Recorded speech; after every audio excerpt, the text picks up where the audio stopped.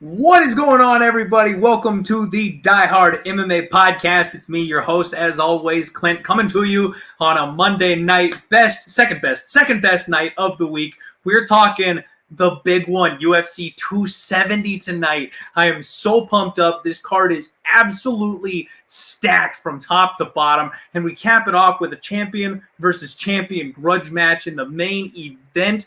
How more excited could we possibly be? To top it all off, icing on the cake, we had a successful first night of 2022. That's right, we profited last week with the podcast picks and bets, made a couple mistakes, made a couple soul reads, some amazing tinfoil hat calls. You know what? A little up, a little down. I wouldn't have it any other way. Perfect way to start 2022. Thank you all so much for jumping in with me. I don't want to ramble too long because, like I mentioned before, we have a massive card to go over. So what I have for you all is a very special set of guests. That's right, not just one guest for this incredible card, but we have two. I'm being joined tonight by the boys from Fight Night Picks, Matt and Craig. How you doing, guys? Welcome to the show.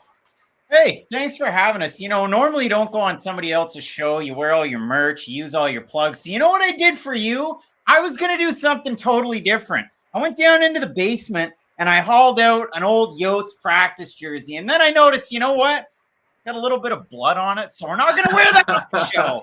So yeah, going with the Yotes practice jersey. Got to love the Yotes this year. Maybe not their year, but it's not my Canadians year either, right? I don't know anything about hockey, but I'm so excited for UFC 270. That's pretty much all I can say. Hey, I appreciate the thought, man. The Yotes smashing as of right now, 5-2. Got a nice little bet in on them myself for some degenerate action, so can't go wrong there. Rebuild year, definitely. Hoping for some good stuff down the line, but like you said, this is an MMA betting show, so let's get into these fights. How'd you guys do on your picks and stuff last week? Terribly. I mean, I had an okay week. Nothing too crazy. I went 7-3. What, Craig? You went 4-6. It was bad. I mean, I thought, Dakota Bush was going to have a better time with the wrestling, not get caught.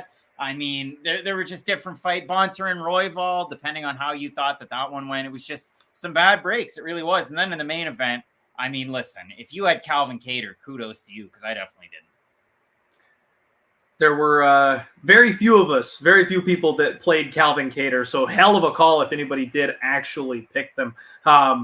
Solid performance from both of you. A couple bad coin flips, like you mentioned, but that's what we love about the sport, right? You literally never know what's going to happen when we shut that cage door. So, man, you know what, guys? I'm just going to pile us straight on into this thing because we have a massive card to go over. So let's get started. UFC 270 main event. None other than Francis Ngannou taking on Ciryl Gane. And I mean, talk about a couple of monsters. Like Francis Ngannou is a guy who I had decided long ago that I was going to stop doubting. I figured this man would reign for years and years, just supremacy in the heavyweight division. And then Ciryl Gane comes out of nowhere and is outclassing everybody on the feet. And now he's sitting as a favorite, as a sports betting favorite over the current champion, Francis Ngannou, for this match. Lots of bad blood, political stuff going on with the UFC, fighter pay issues. Like, what more could you want from a main event? Well, I mean, that's really it. Like, and even today, Fernand Lopez going on Submission Radio, doesn't really seem like there's that much of bad blood. Way to go, Fernand. Way to not sell the fight on Fight Week. But I mean, when I look at the fight, yeah, I mean, you got to have two former teammates. Francis Ngannou wanted to be a boxer. Ciryl Gane was a Muay Thai guy, 13-0 as a pro. So there's a lot of things to like from both guys. But you look at it for Ngannou, he had a little bit more of a record in MMA than Gane coming into the UFC. Obviously, we all know that. I mean, for Gane, he was 3-0. He was the TKO champ.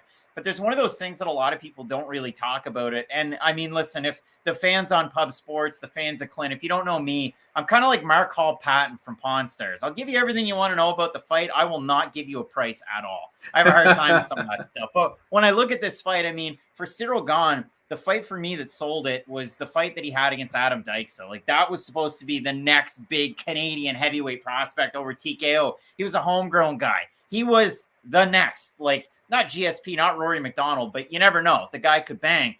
And if you've ever seen that Ciryl Gane fight, it's disgusting. Like, Gane brutalized him. It should have been finished a couple of different times. And Adam Dykstra has since then never been really an MMA fighter. He tried boxing and it didn't work out for him. So for me, I mean, with Gane, with the movement on the feet, with the way that he's able to be reserved and pick his shots, I absolutely love that out of him. This fight feels even bigger than just MMA. Like, you could sell this fight as like a Marvel movie because you have someone who, when he hits people with jabs, it's like they react when they get hit by overhands. When Francis Ngannou hits people with just his setup shots, there is a massive reaction to it. And with Ciryl Gane, we've probably never seen a heavyweight move like he does on the feet. He's so unique. And with Gane, you almost see kind of the evolution of MMA where Francis is a bit of a throwback of a fighter. He might not be the most technical guy, sort of the modern day Tank Abbott, if you will. Because if he hits you, you will go down. But the great thing about Gane is he doesn't really fight like a heavyweight. He has some of those unique X factors that we only see from like Jake Collier in this division. And he was a former middleweight. So I think out of Ciryl Gane, it's an extremely exciting opportunity because this will kind of shape the future of the heavyweight division. And I don't just mean by who the champion is going to be. If Gane wins, I think we're going to see a rise of kind of lighter heavyweight contenders. More guys who are in that Chris Daukaus, Stipe Miocic build. I know it didn't work out for Derek Lewis or for Daukaus when he fought Derek Lewis, but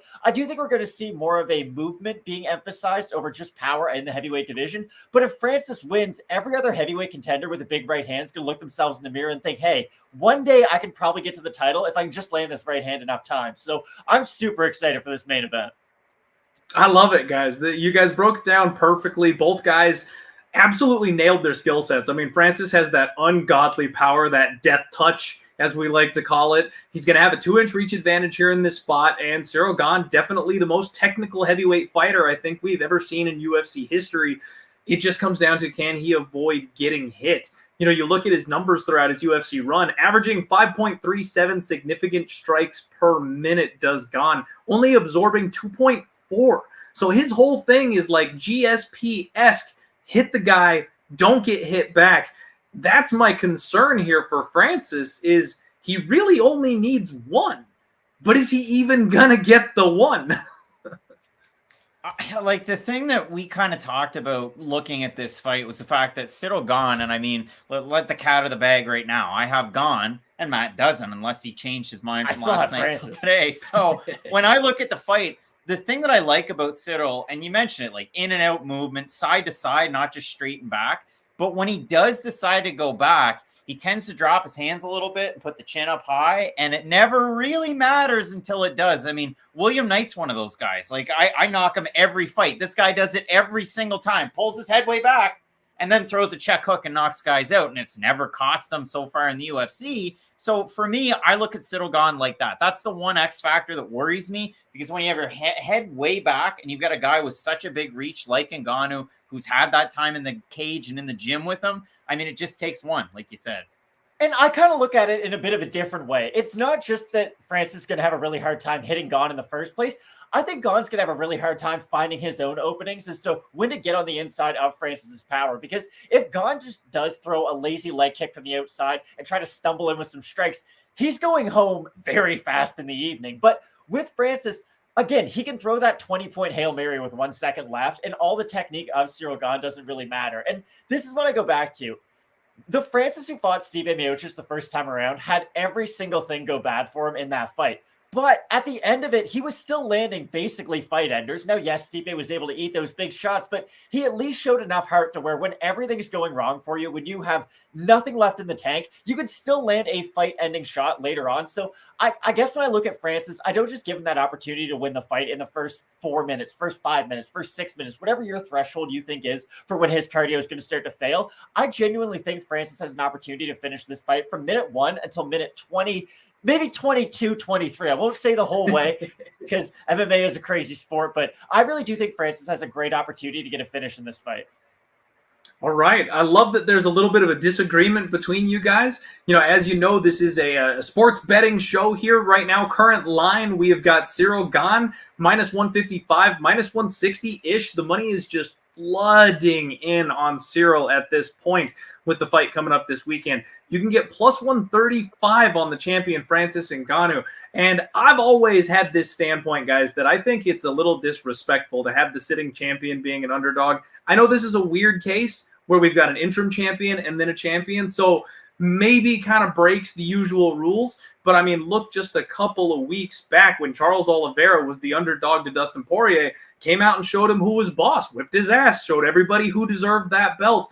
This is a spot where everybody's riding high on Gane because of what we've seen recently.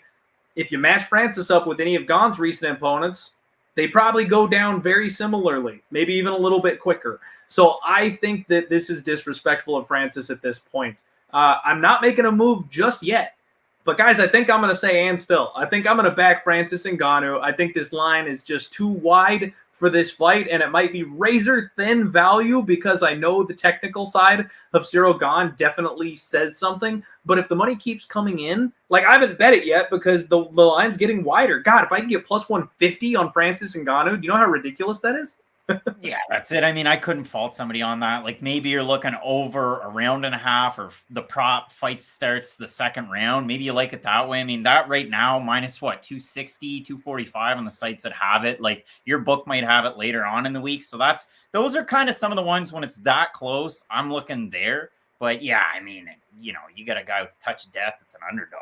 I even don't hate fight under 3.5 rounds at minus 200 because the way I look at it in my mind's eye is if Ciryl Gane does get his timing early on in the fight, and this is as a Francis believer, if Gane does get his timing down early in the fight, we could see sort of that avalanche effect like we did against Derek Lewis, because even against Lewis, he didn't have the fastest start in the world. He kind of eased himself into the fight. But once he had Lewis's timing, it was all downhill from there. So even as a Francis believer, I'm still kind of worried that if Gane does get his timing, let's say midway through the first round, and those leg kicks are starting to add up, those body kicks are starting to add up, we could even see a Ciryl Gane finish at some point early in this fight. Absolutely. I think you nailed it, that if Ciryl Gane gets the timing down, if he gets going, it will just be that avalanche. I don't see this thing getting into the championship rounds. I mean, I'd be shocked if we started round 4. Either Ciryl is going to get caught early by Francis, or, like you mentioned, he's just going to piece Ngannou up. And I know Ngannou's tough, and he survived against a guy like Stipe, but Stipe was really looking to wrestle more than he was looking to bomb on him. If Ciryl gets Ngannou tired and hurt, he's going to be a punching bag. Yeah, it's one of those ones. I mean, poor Stipe and his goofy little kid hair that was just kind of fluttering up in the wind like he took his ball cap off, and I guess this is it. I mean, the poor guy. We just want to see him back. It would be nice, because where does he fit into all this? Nowhere. He doesn't. I don't think he's got a roster spot. No, so I'm glad that we kind of all were able to break that down so well. That's awesome. Hey, we got 110 live viewers at this point in the show. Everybody tuning in, thank you so much for spending your Monday nights with us here at Pub Sports Radio on the Die Hard MMA podcast. I am joined by the guys from Fight Night Picks. Smash the hell out of that like button for us. Make sure YouTube knows you enjoy the content. We're headed to the co-main events. The trilogy match, Brandon Moreno taking on Deiveson Figueiredo. And you guys, I have no problem full-on admitting that I ugly cried when Brandon Moreno won the belt. Like, I have been such a fan of this kid. I called him as being just a horrific cut by the UFC when they cut the division and he got sent away with them. I was hoping he was one of the kids that could maybe move up a weight class and stick around. They let him go. And he just never got the rub he really deserved for his skill set on the Ultimate Fighter. Comes back, cuts a beeline to the title, and then takes out the champ, submits him in the rematch. Like, I couldn't be happier for him, but I am terrified of Saturday's fight because now that we've seen a draw and then a Moreno win for the trilogy, everybody and their mom is on Brandon Moreno. He's sitting at like a minus 180 favorite right now. Come back on Deiveson Figueiredo plus 155. And that boy went out and got help. He picked up his phone. He called freaking Henry Cejudo and ran out to fight ready. And that is something that I think is maybe the best decision he's ever made. I expect to see the best Deiveson Figueiredo we have ever witnessed on Saturday. How do you guys see this fight playing out? Well, I mean, first of all, can we get like an international fist bump like through the screen right there? Let's get that. Let's get that going. There we go. So we got it going. So way back when Fight Night Picks started, and this is the only story I'll tell. This is the only plug. Brandon Moreno champ 2020. Now, and I have to call us out, though, Craig, because we did start the whole hype train of Brandon Moreno future champ. And right before he became champ, who do we predict to win that fight? Deiveson Figueiredo. Deiveson Figueiredo in the first fight. And then after that fight happens, we end up on the Marcus Deegan podcast. We're talking to Brandon Moreno, and Matt asked him, hey, Brandon, what was it like growing up with the family in the pinata business? And everybody thought we were horrible, horrible racists. They didn't understand. I just did my research.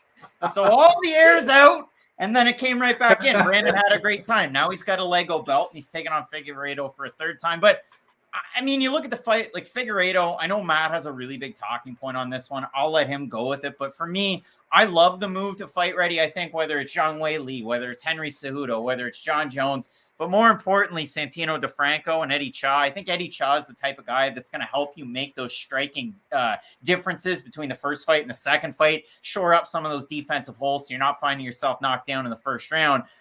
But having said that, I mean, with Brandon Moreno, he has such a big advantage in terms of his size in a fight like this against any other flyweight. And then size also plays a factor in the Figueiredo too. It really does. Now, I normally don't make fight predictions based on Instagram pictures, but if I did, I would start siding towards Deiveson Figueiredo because he looks absolutely swole coming into this week. Like, he is genuinely in the best shape of his life. And that's a great sign if you are a believer in Figueiredo. But this is how I look at Deiveson at this stage of his career. To me, he's like Dirk Nowitzki in 2013. Yes, he did a lot of great things. He made a lot of all-star games. He still is an all-star. But he's not the same guy who was at that championship caliber. And to me, it's kind of like Nowitzki almost got traded to the Lakers at the later stage of his career. Even if you do switch teams, you're still going to be that older version of yourself. And for me, I worry about the weight cut down to 125 pounds. Ever since the Jussier Formiga fight, that's been a huge talking point about Figueiredo trying to make this weight. It was, yeah, he made weight for the Formiga fight, but he cut, like 30 pounds for that? When you're a flyweight, that is a serious amount of body weight. So I truly am concerned about Figueiredo making this weight cut at 34 years of age. And to me, I think Figueiredo at 135 pounds would be really exciting too. So honestly, a move up, I don't think would just completely end his career. Like when Kevin Lee moved up to 170 and it was a little bit too much for him. I think Figueiredo could be very competitive with the top guys at bantamweight. It's just, to me, I feel like we're seeing Brandon Moreno sort of find his way as a championship fighter. And with Figueiredo, he still has a lot of the skills. I just feel like he's sort of lost a step due to his age. I can totally understand that angle. And I think you nailed it. I think you're absolutely right about him moving up at 135 and being a factor. I think there's a future for him there. And I think the older he gets, we know that speed, weight cuts, it's bad on the lower weight classes. Like the sooner you get rid of that as you start aging up, the better. So if this one doesn't pan out for him, I pray that he bounces up to 135. But man, so looking back at last year, Brandon Moreno may have been the fighter who single-handedly had me the best single payday. Like, I know I've made bigger bets on other people, but I had him at plus 180 as an underdog. I had him by submission. I think that was at plus 350. And then I had him in round 3 at plus 2,200. So in one swoop, I had like a 10-unit swing on Brandon Moreno in the main event last time around. And guys, I just can't wrap my head around laying minus 180 on him here. Just like you, I predicted Brandon Moreno champion. And when the first fight got booked, I laid minus 300 on Deiveson Figueiredo. Like, after singing the kid's praises, I was like, but not against Figgy. So here I am looking at this thing, and this has got to be a dog or pass. I have no way to justify Brandon Moreno being a minus 180 favorite right now. Even if you go back and you watch that first fight where Figueiredo set the record for the fastest turnaround for a title fight in UFC history, the double weight cut on him, guys, he won that fight. He got a point deducted for a foul. The only reason that was a draw is because Figueiredo messed up. So even though Brandon had a good showing and he did exactly what he was supposed to do, Figueiredo still won that fight. This is technically a 1-1 series going to the rubber match here. Yeah, that's it. I mean, Jason Herzog, the old cup check, and you can't be doing that, especially in title fights. I mean, fighters know that. You have the fighter meetings backstage, and you have to expect it. I know, whether you're on Twitter, comment section, whatever, if you show up early to some of these events, you got to get there really, really early before the fans come in. All the fighters are there. The referees tell them what the scoop is, and they're going to enforce some of those rules. So whether you like it, don't like it, that's just the way that they're being called. I mean, for me, I'm going up and down through it, like over a round and a half, minus 275, over 2.5, minus 154. They've got this one lined well for those props. So it really is a tricky one. I think, yeah, if you like Figueiredo, you like the cam change, maybe go with him. But Moreno, like you said, minus 180. I don't know if I'm going for it. Maybe you are. I just always go back to Figueiredo getting dropped by a jab in their second fight. To me, that has something to do with you being on the receiving end of a very bad weight cut, because it's not like the fight was a crazy back and forth war until he got dropped. Like, it was great timing by Moreno, first of all, but also I do feel like the weight cut is a massive problem for Figueiredo. So for me, this is just kind of a pass, because I don't really see Figueiredo finding any new wrinkle in his game. But on the other hand, like you said, I don't really like the odds on Moreno. Yeah, so what I'm doing with this one, guys, I went ahead and locked in the over 3.5. I got minus 120 on that, and I think this one goes the distance. You know, the first fight, they went all 5 rounds. Figueiredo is tough. He can dig deep. Even if he gets tired, he knows how to stay in a fight. And Brandon Moreno has had no problems eating the shots of Deiveson and Figueiredo for 2 straight fights. He's taken everything that Figueiredo has had to offer, and it has yet to bother him. So I'm just really relying on the durability here, and then that kind of gives me an out to have what I actually feel is a pretty good bet without having to bet against my guy, because I am cheering my ass off for Brandon Moreno. And like I said, this fight from a betting perspective is dog or pass. So as a gambler, I would have to bet on Deiveson Figueiredo at the plus line in this spot. But one thing I always love as a gambler is you find out real quick who you're actually a fan of when that cage door shuts. Because the first time, in the first fight, now, again, I laid minus 300. I'm not a big chalk guy. I'll do parlays to bring that price down. I'll take short favorites. Rarely do I actually lay 3-1 odds on somebody to pick up a unit like that. And I did that on Deiveson Figueiredo. And as soon as they started that fight, I went, I have made a horrible mistake, because my heart was screaming for Brandon Moreno to get his hand raised. I couldn't have been happier to get that draw at the end of the fight and get my money back and get out of it without seeing my boy lose, because I am too much of a fan to be able to stand against that guy with my money. Yeah, I mean, and it should be a great fight. Like, the trouble is this one's kind of clouded by the main event, but listen, this is an amazing fight. It's an incredible fight. Should be really good. And we've got a whole solid card to go through, guys. So I'm glad we got that one. Real quick, though, final picks, though. Both you guys on Moreno? Yeah, Moreno. Yeah, I like Moreno in this one. Okay. All right. We're all in unison here. We're all picking Moreno to win. Betting value on Figueiredo, sadly, but definitely still sticking with our boy. Next fight down the card we've got to talk about is Cody Stamann taking on Saeed Nurmagomedov. And this one is very, very interesting from a skill set standpoint. I mean, this is really a solid test for both of these guys, if you think about it. Cody Stamann, he seems like that guy that just can't quite make it over the hump. He's a solid gatekeeper type of fighter, physically strong, decent striker, meat and potatoes on the feet, good wrestler, but he can't get by people who he can't physically overpower. He must be the strongest guy in the cage in order to get the win.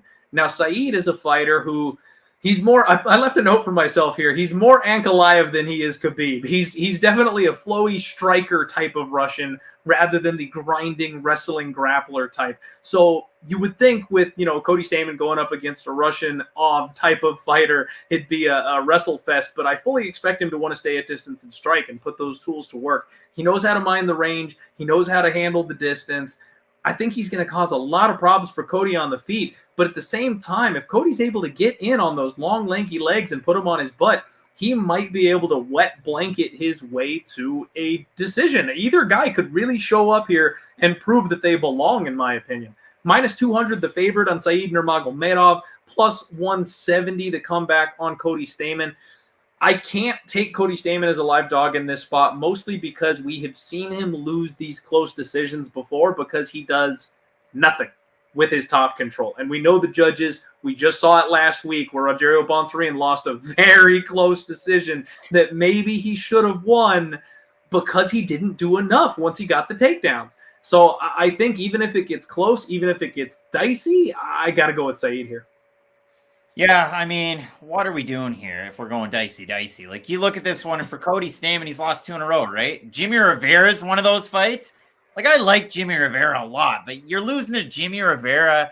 And then his last time out, I mean, yeah, Marab, well, that's going to happen. The guy has the UFC record of all time at bantamweight and takedowns at 50.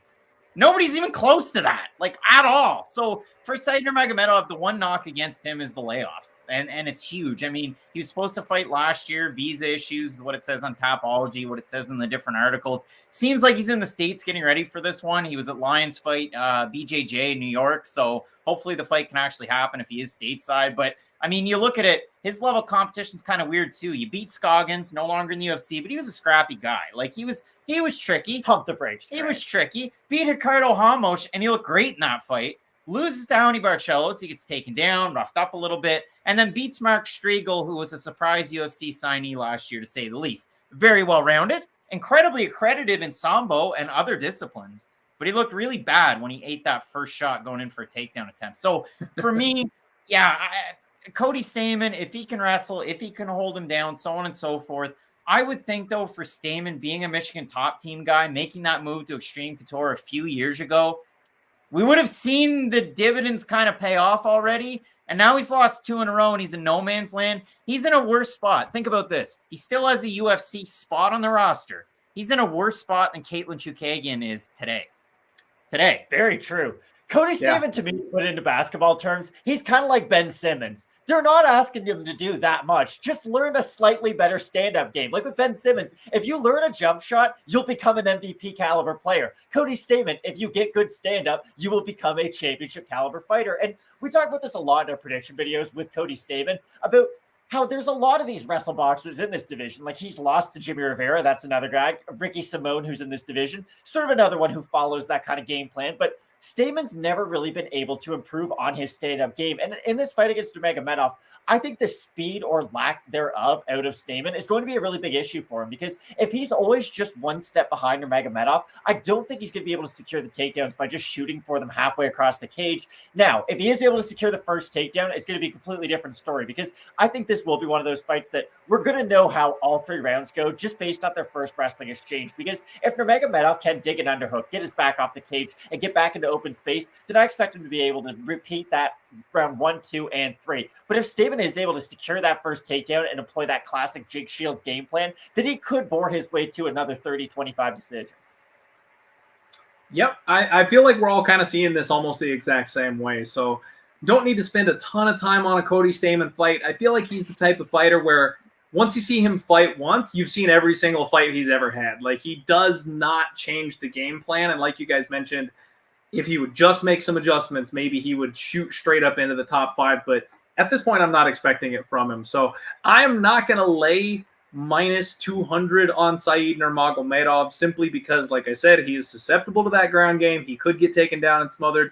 So I don't really want to stand in front of Cody, but I'm fully expecting Said to get the nod here on Saturday. That'll be my pick for this one, probably passing from a betting perspective. Final picks, both you guys on Said? Yep, 100%. Okay, fair enough. Now this one might get a little bit more interesting.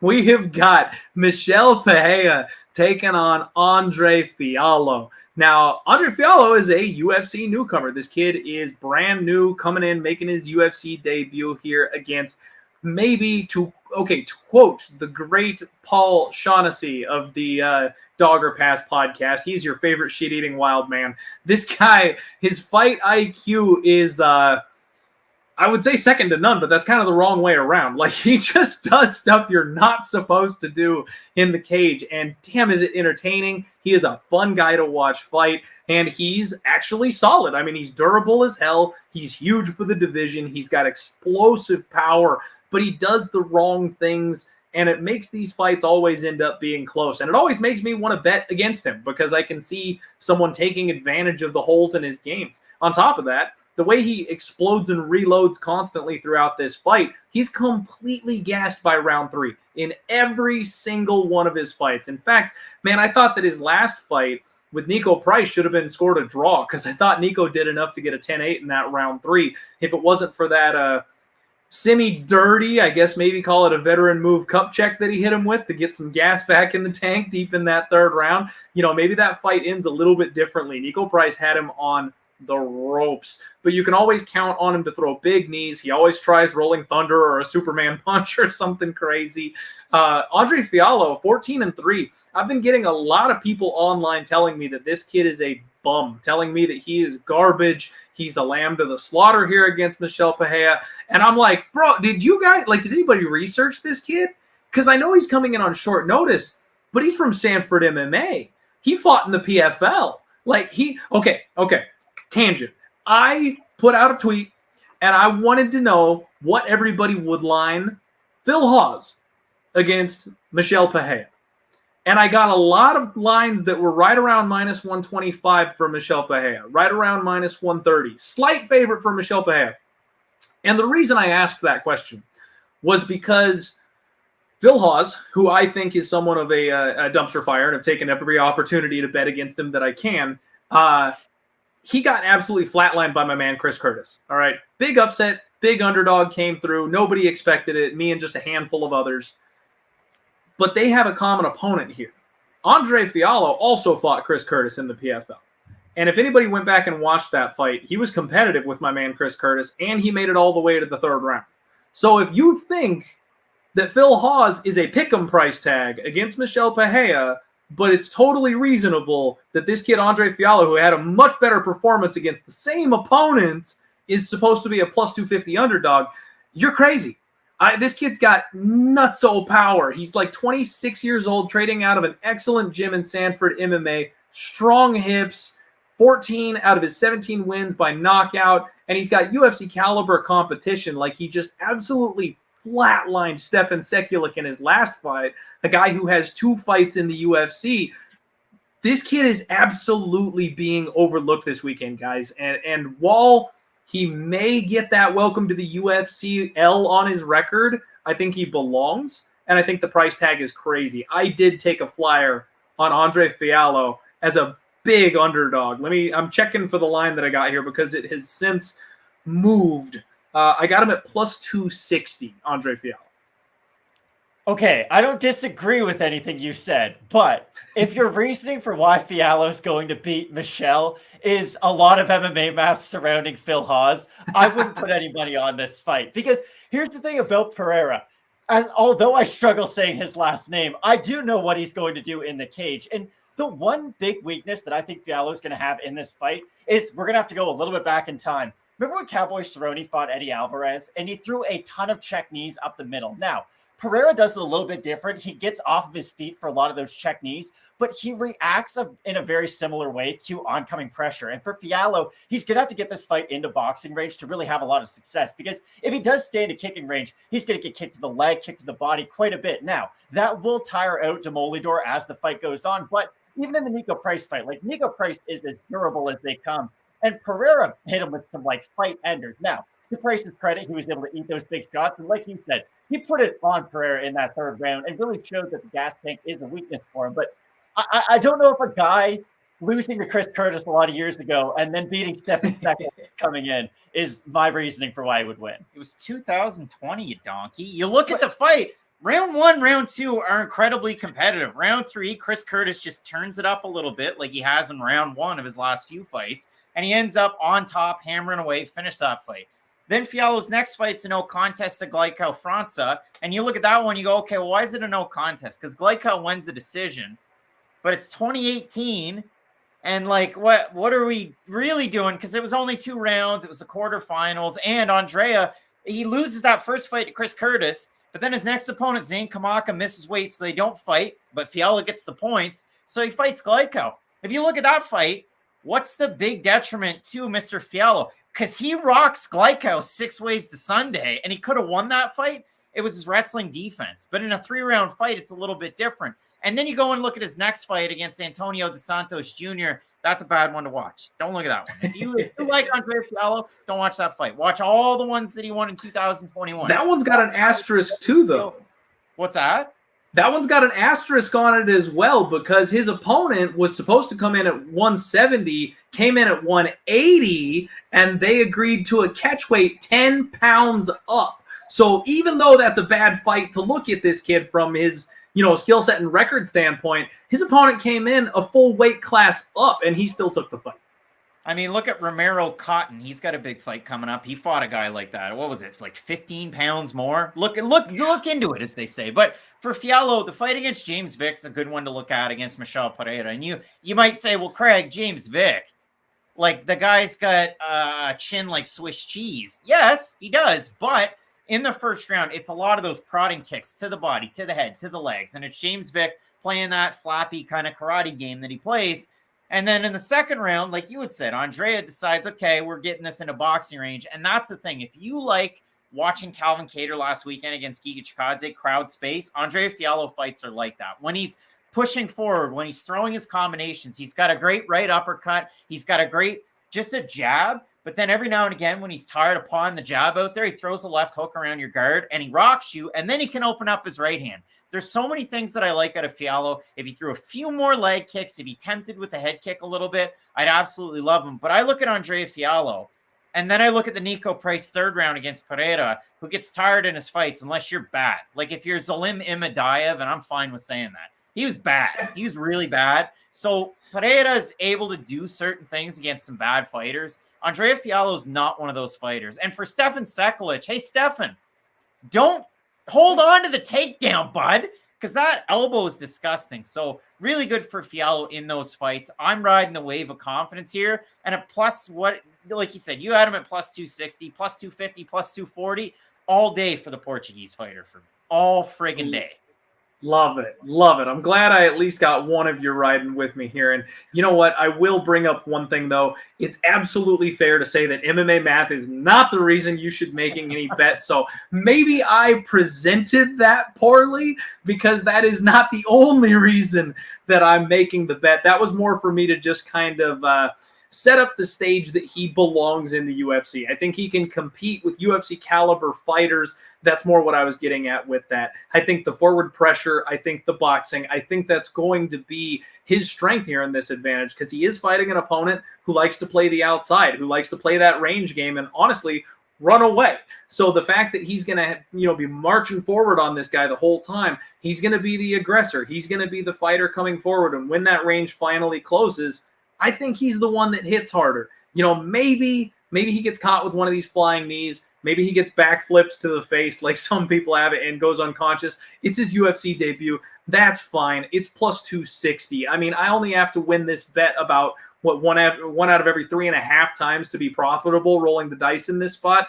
I still don't think Michel Pereira has learned his lesson. I still think he's going to gas himself out trying to be flashy. Somebody's going to catch him. I thought it was going to be Nico Price. Maybe it's Fialho.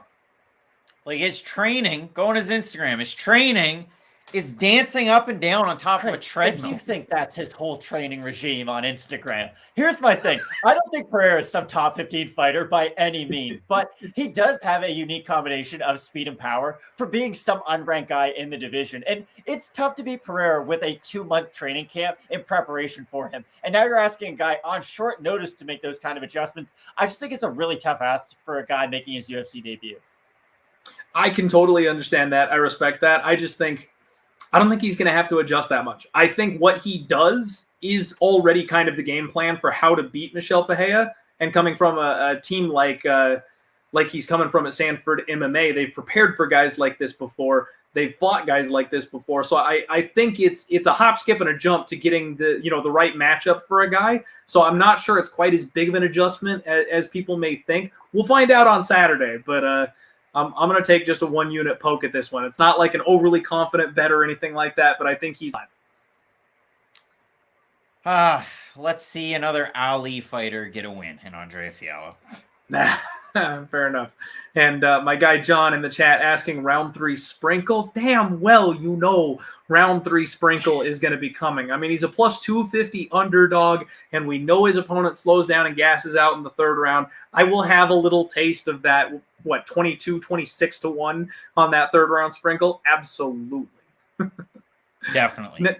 Next fight up, boys. We've got Rodolfo Vieira taking on Wellington Turman in a fight that somehow, I have no idea, but this has somehow become the people's main event. This is the hottestly debated fight on this card. Like, Twitter is going nuts with people's opinions of this fight, and it blows me away that we somehow have gotten to this point. 8-1, Rodolfo Vieira, the black belt hunter, taking on 17-5, Wellington Turman.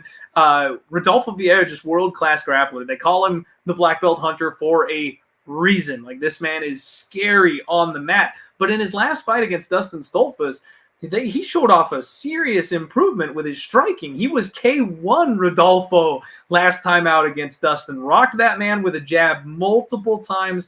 I mean, he looked really slick on the feet. He had improved footwork and improved pacing. You know, a lot of people call Rodolfo Vieira round one or bust, but he showed that he is evolving in that Dustin Stoltzfus fight. He went into the third round before he finally took him down and got that submission. Effortless transitions. Even for guys that are high-level grapplers, he just is one step ahead of everybody on the mat. He's going to have a 1-inch reach advantage here. Averages 5.77 takedowns per 15-minute fight, landing with a 52% accuracy. So more often than not, if he wants it on the ground, it's going on the ground. Wellington Turman, he's been training with Glover Teixeira. Can't say that's a bad move there, but he is, in fact, a black belt. So it's already over. Vieira is going to win this fight. No, I'm kidding.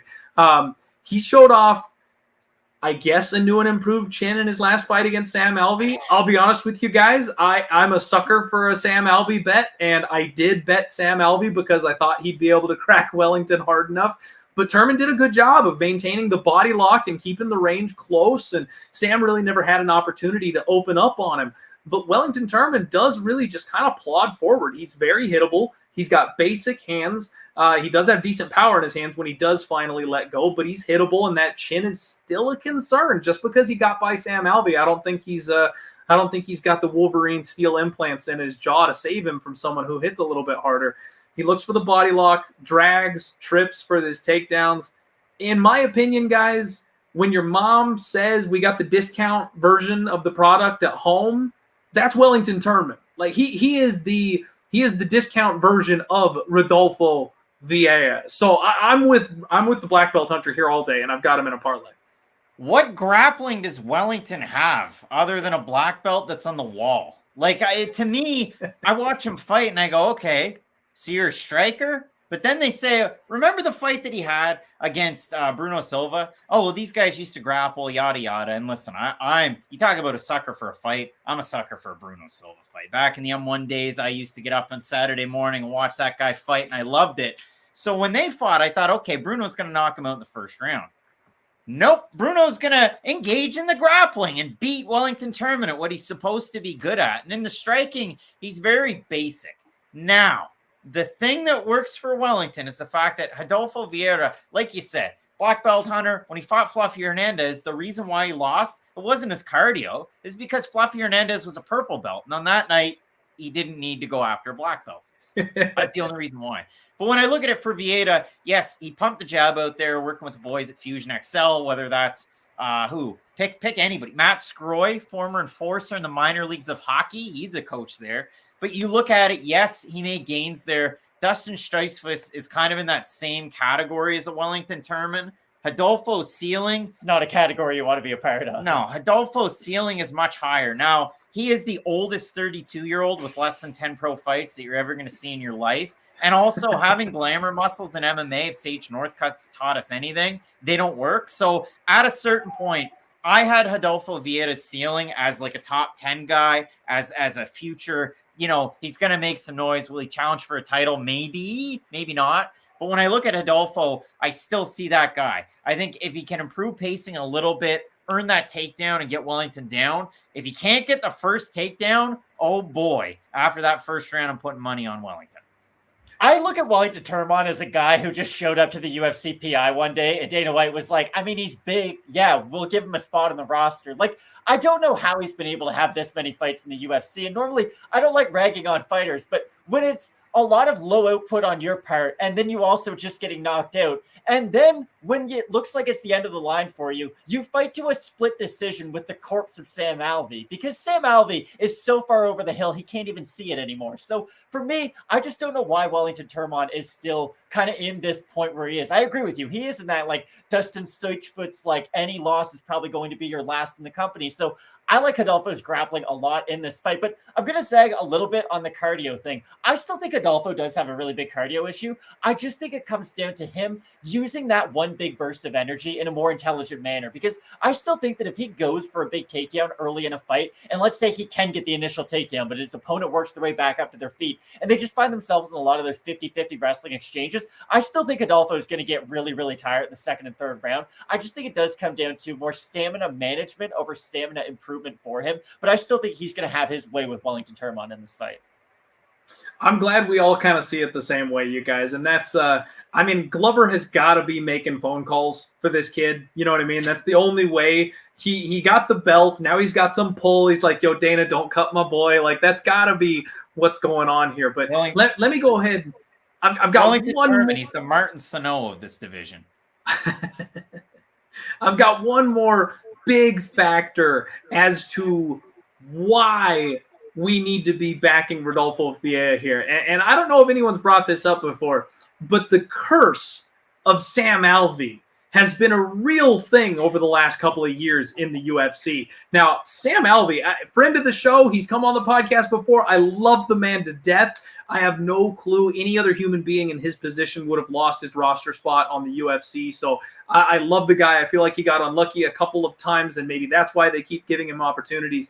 But what keeps happening is anybody who beats Sam Alvey goes on to lose their next fight, you guys. He's got Spann, who immediately got flatlined by Johnny Walker. Klidson Abreu got beat by Shamil Gamzatov. Jimmy Crute was immediately submitted by Misha Serkinov. Little Nog lost to Ryan Spann. And even if you go back as far as Talis Ladies, he dropped one to Brad Tavares after that. The only people who have avoided the Sam Alvey curse were Ramazan Ameev, Derek Brunson, and for some odd reason, I don't know how, Elias Theodorou was able to slip through the jaws of the curse. But Sam Alvey's curse is in full effect here because he dropped a split decision to Wellington Turman.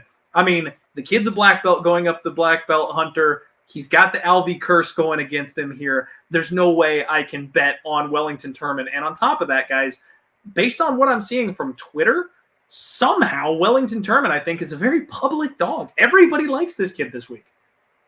Bunch of goofballs. Don't pay attention to them. Yeah. I've never met a single person who was like, wow, I got to clear my Saturday night schedule. Wellington Turman's about to fight. Man, the curtain jerker. Pull out your $79.99 after this. No, I love it. I'm glad we all agree. Definitely a little bit worried about the stamina of Rodolfo, but definitely I think the higher ceiling, the better skill set, the reach advantage. He's just got it everywhere. I think he perfectly deserves this line. And a little bit of a hot take for you guys. I think we see Wellington Turman's chin pop back up. I think Rodolfo Vieira knocks him out. I don't think he submits him. I don't think he takes another jiu-jitsu black belt home. I think he straight KOs this kid. Yeah, he's got hammers. He's one of those guys. I mean, if Wellington Turman goes from getting knocked out a bunch of times to barely beating Sam Alvey to getting knocked out by a guy known as the black belt hunter, then everything we've said is 100% true. So, yeah, it'd definitely be a rough run for him. I love it. We're going to have to clip this and come back to it if it happens. Next fight up, boys. We've got UFC newcomer Michael Morales taking on Trevin Giles. And, before we really get into this one, anybody who's watched this show or listened to me break down fights at all in the past knows that I have a personal vendetta with Trevin Giles. I've taken basically every opportunity to bet against him that I possibly can. The guy he shits the bed at the absolute worst times in fights that he is winning by a mile at times. He got the robbery over James Krause because somebody, knew his coach, one of the judges, the connection was there. I mean, this is a guy that I absolutely have looked to go against at every opportunity. However, what we have in front of us is a glorious opportunity for the Dana White Contender Series Fade, which went 2-0 last week for the first fight card of the year. Whenever these Contender Series fighters get all hyped up after a good showing on Dana White's Contender Series, and then they make their UFC debut, even if they're going up against a fighter who is not quite up to the level that we would like to see, someone who has struggled, who's been up and down a little bit in their career, that's still a new level. It takes them a little bit to adjust. It takes them a little bit to get ready to face UFC caliber competition. And we just see them lose that first fight consistently. So this is a spot that I blindly have to bet in this case. I did go ahead and take Trevin Giles. I want to say I got plus 120 on him. I think I got to go back and check that number. I might have got plus 125. I can't recall. He's down to about plus 115, plus 105 in some places. So the money is coming in on Trevin. Miles Morales, I just think it's hard to ask him to be the favorite in this situation. He will have a 5-inch reach advantage. That kind of scares me a little bit. But he blitzes in and he punches his way in looking for the body lock. Man, Trevin Giles has some slick boxing. He's got fast hands. He can wrestle.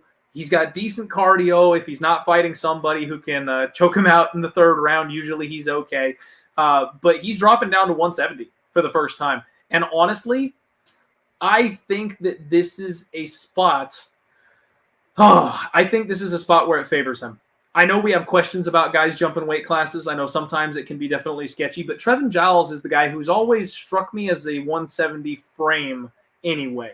He's slim, he's long, he's fast. He's never been big or like overpowering at 185. I think the drop to 170 is going to benefit him. What do you guys feel about this fight? Well, he used to look like a guy's dad at the beach. Like, he used to weigh in 183, 184, and then his last few fights, it was 185.5. You look at it that way. And you're right. Like, he's kind of one of those guys that when the going's getting good, you got to kind of temper your expectations because it goes bad at the drop of a hat.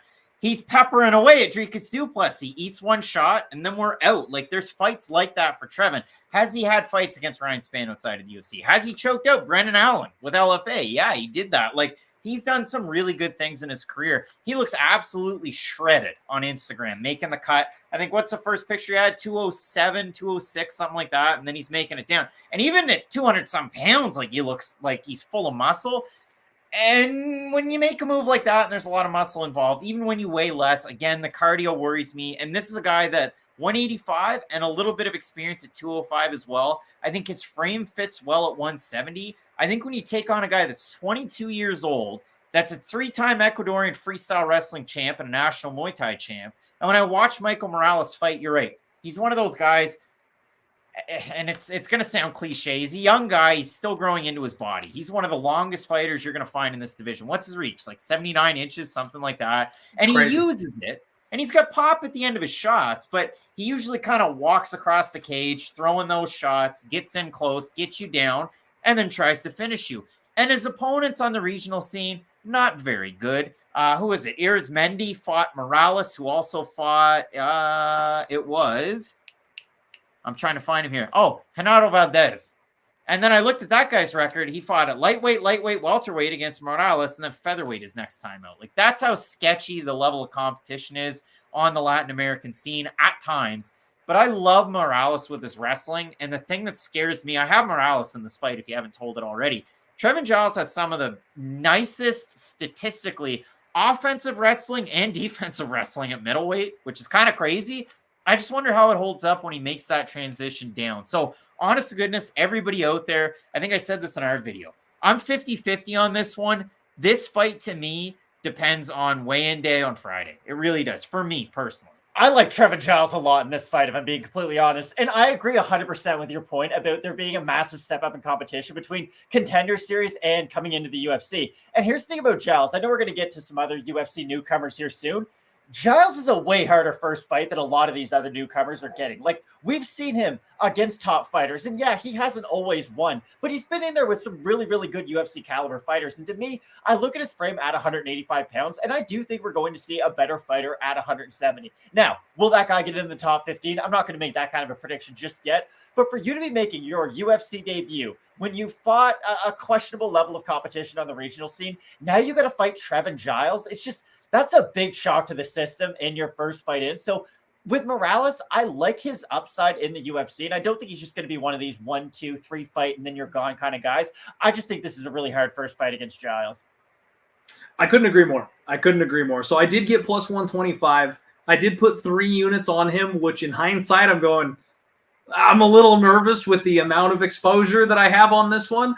But I think it's such an uphill sledding spot for Morales. I think it's another recency bias spot where people are just so down on Trevin Giles. The fact is, he's kind of a busted prospect. He's got a skill set that people were very excited about, and he's faltered in a couple of spots, but I think he was in the wrong weight class, and he appears to have gotten very serious for this fight. Like you guys mentioned, the Instagram, he is cut up for this fight, and that's not necessarily just a calorie deficient. That's going to be working. That's going to be on the cardio, the treadmill. He should be good to go with his gas tank for this one. I think he is respectfully, the veteran savvy is going to be what gets him through this fight. I think in those exchanges, he's going to make the right choice because he's been there before. He's not going to be scared of the bright lights.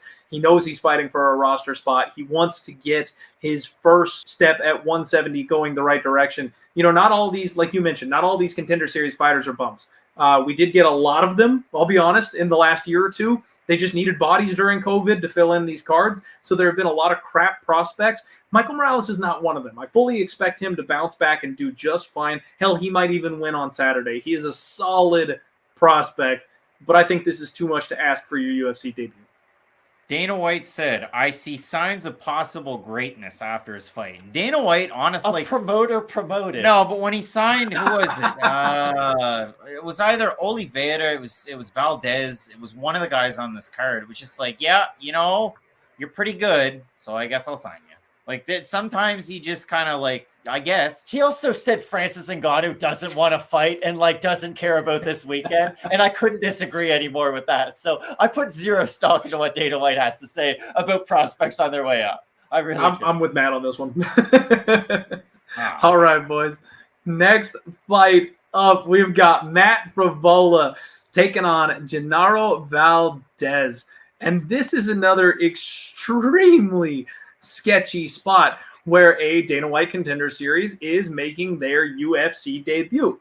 Now, just a second ago, I outlined my angle for the Dana White Contender Series fade, right? Part of that angle is that the Dana White Contender Series fighter has to be the favorite for that angle to apply. So my UFC veteran needs to be the underdog for me to be saying the Dana White Contender Series fade is in full effect. And we don't have that here because Matt Frevola is a solid favorite in this spot. He is currently about minus 200. His opponent plus 170-ish around the market, it looks like. And you guys, I'll be honest, I don't think much of Matt Frevola. I think he's a bit of a busted prospect. We saw in his last fight, now I know it was against T-Rex, so we can't really hold that too far against him, but he set the record for getting knocked out fastest, I think. He just doesn't have a chin. We've seen him wobbled in multiple fights. We've seen him knocked out a couple of different times. He is a solid grappler. He is a good scrambler, but he really struggles with power punchers. And when you look back over the course of his record, he's fought a pretty sketchy level of competition. Other busted prospects, other guys who are running even in the UFC. I don't know that Matt Frevola is the guy that we really thought that he was. He's 3-4 right now in his run. Valdéz, on the flip side, is an undefeated prospect coming off the Contender Series. He's training with guys like Marcelo Rojo and Brandon Moreno, who fights in the co-main events of UFC 270. And, man, he came out hard on Dana White's Contender Series. He was looking to put on a show. And it's funny because I've heard nothing but how bad he looked in his Dana White Contender Series fight. And, guys, if you go back and you watch his regional footage before that Contender Series fight, he is never that reckless. I really believe that somebody got in his ear and said, if you want a contract, you need a first-round finish because that's all they're looking for on the Contender Series fight. Valdéz has so much higher fight IQ than he showed in that fight, and that's all anybody can remember is that Contender Series fight. This kid is fast. He's explosive. He is very strong, good use of his underhooks, strong wrestling. I think he does everything that Matt Frevola does and just as well, and he might even be physically stronger. He's got a 1-inch reach advantage here in this spot, and he's got 7 wins by knockout, so we can't sleep on that power. I think we're in for a brawl. I will more than happily line up on the underdog here. I did go ahead and take a shot at him at plus 170, and I did put 2 units on him because it's a combo of I'm not sold on Matt Frevola, and I think this guy has the strengths to match the weaknesses of his opponent. Scary enough to say I'm actually backing a Dana White's Contender Series fighter in their debut here. Matt, this is where the diehard fans are going to drop out for the old Fight Night Picks, boys, because I watched Genaro Valdéz, and I went back through all these fights. And Clint, here's my first question to you. How tall is he? You know what? That's a great question. I didn't look at the stat on it. I'm not sure how tall he is. You're going to find 10 different answers, and I'm not joking. It's like Johnny Eduardo's age. Nobody really knows the answer. That was I don't know. The internet doesn't know either. That was a mean-spirited question on my part. I shouldn't have thrown that at you. My apologies. But on Tapology, it says 5'10". On Dana White's Contender Series, it says 5'9". With Lux Fight Series, it says he's 5'6". Who's the fluffer here? How tall is he really? Who's doing him a good job? I don't know. But when I watch Genaro Valdéz fight, like you talked about it, really good boxing. And the way that he's able to do it, it's a lot of pressure with power punches, and he's able to get in range, get the thing up against the cage, takes giant liberties with his grappling. And you touched on it. He has very good wrestling against, again, both guys have fought sketchy levels of competition. That's why when I look at Matt Frevola minus 200, who I have in this fight, but there's no way I'm laying a cent of my hard-earned money on Matt Frevola, who's lost his last 2 fights at minus 200. That would be silly. But when I watch Valdéz fight, he's the type of guy that the only takedown he's able to really get is a high crotch single, and he picks the guy up and forces everything up to dump him down on the ground. And I say he takes grappling liberties because when he goes to take your back, he loves going for the rear naked, but he'll get it on the side, and he won't get his hooks in. And just positionally, he's not very sound on the ground. For those reasons, I like Frevola because he's such a technician with his wrestling and his grappling. He's one of those guys that can hold you down for long periods, like a Cody Stamann. The only scary thing, again, at Matt Frevola minus 200, you touched on it, gets wobbled in the fights that he's won. And don't forget this, how good of a fight's Polo Reyes? He's not very good. Knocked him out pretty friggin' quick. So for Polo Reyes to do that, again, T-Rex is a good fighter, but when I look at Frevola and Valdéz, I just don't like Valdéz in this spot. And to me, I can't predict a good ceiling for Matt Frevola. Genaro Valdéz, like, I don't see him sniffing the top 15 at lightweight. There's no chance. I look at Valdéz, and I think there's two versions of him. I agree with a lot of what both of you said. I think there is a version of him, though, that could be kind of special, where he gets some early finishes. He gets in Joe Rogan's, favorite fighters list, and then he sort of becomes a Twitter favorite. And that's how you work your way up the card. Like, we brought up Elias Theodoro's name earlier. He won a lot of fights in the UFC, but, he's not there right now. And you know why? Because all of his fights were awful decisions, and no one wanted to watch him. Being exciting in MMA really does matter. And I think Valdéz, if everything does break right for him, he could be one of those extremely exciting, very aggressive fighters that everybody knows and loves in this division.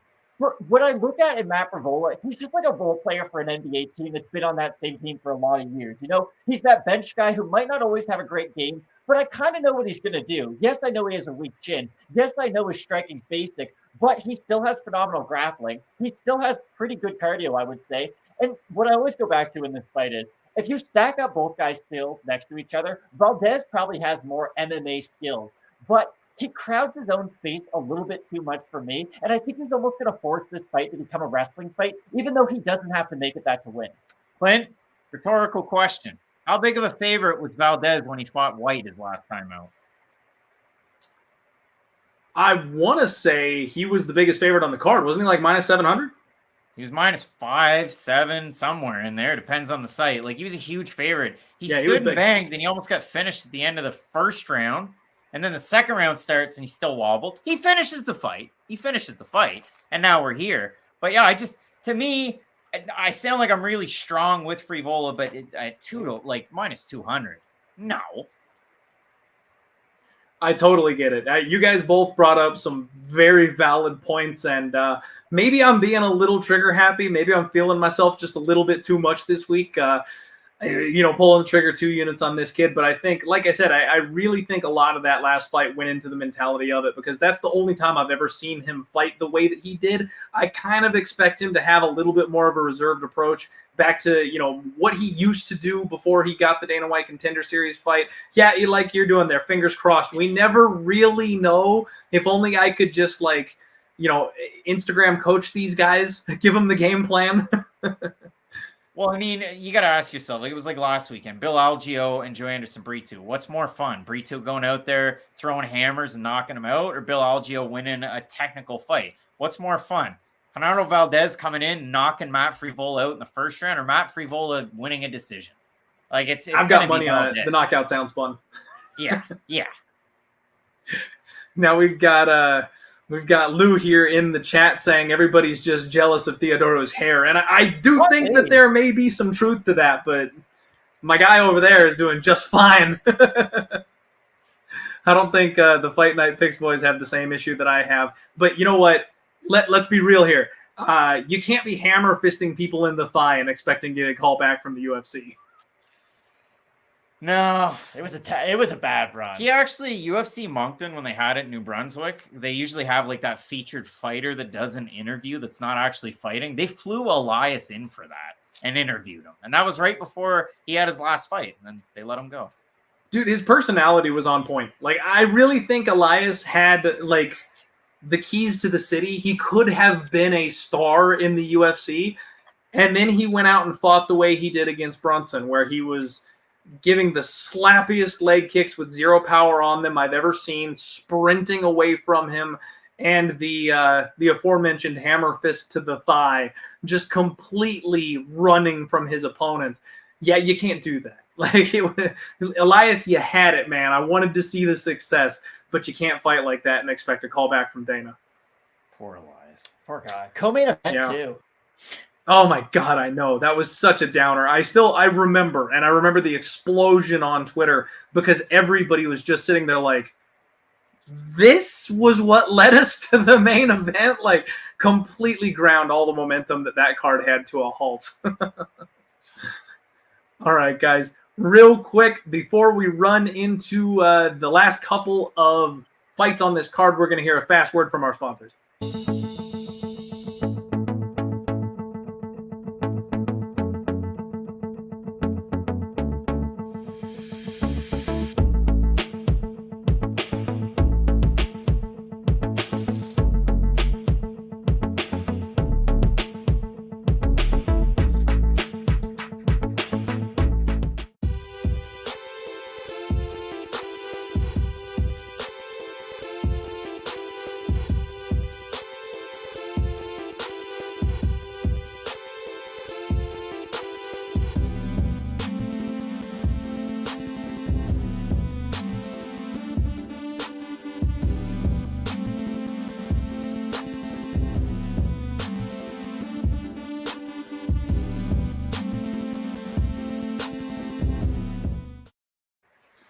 What is up, everybody? Welcome back to the Die Hard MMA podcast. I'm Clint, as always, joined by the guys from Fight Night Picks.